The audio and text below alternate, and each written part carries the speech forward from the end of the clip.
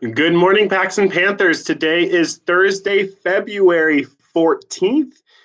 Happy Valentine's Day to all of you. And to you fourth graders, I know several fourth graders are going to be taking the NAEP, which is an assessment today. So thank you so hard for working really hard during the NAEP and doing your very, very best on every single question. We are all wishing you luck today.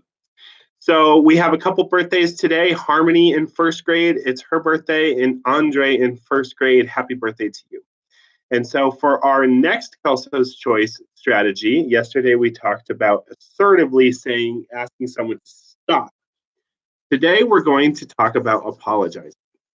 And apologizing, the two words "I'm sorry" might be two of the most magical words in the English language, because sometimes people can be really mad and people don't want to talk about it and people can be really angry. But as soon as one person says, "I'm sorry," then oftentimes the other person goes, "You know what? I'm sorry too." So I'm going to give you an example. The first example, of course, is when we know we did something wrong. That's when we want to say, "I'm sorry." So let's say I'm in line for lunch and one of my friends wants to get in line and I let them cut in front of me because they're my friend and I want them to like me and I want them to be next to me in line.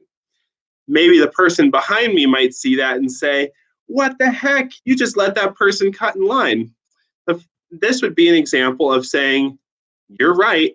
I'm sorry. I should not have done that," and having the person go to the back of the line. Other times, there are cases, that's a case where one person is clearly in the wrong.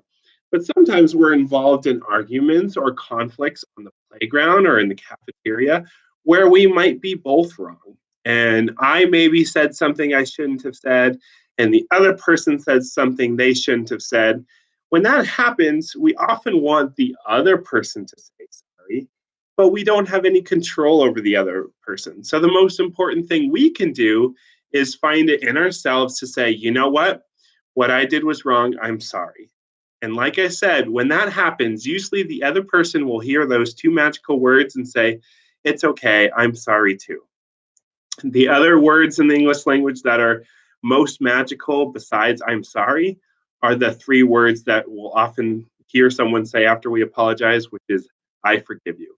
I love when students are in my office or Mr. Oliver's office and students have a disagreement and one says, "I'm sorry," and the other says, "I'm sorry," and they both say to one another, "I forgive you." And that means we can have a friendship happen again. Thank you. Have a great day, Paxton fans.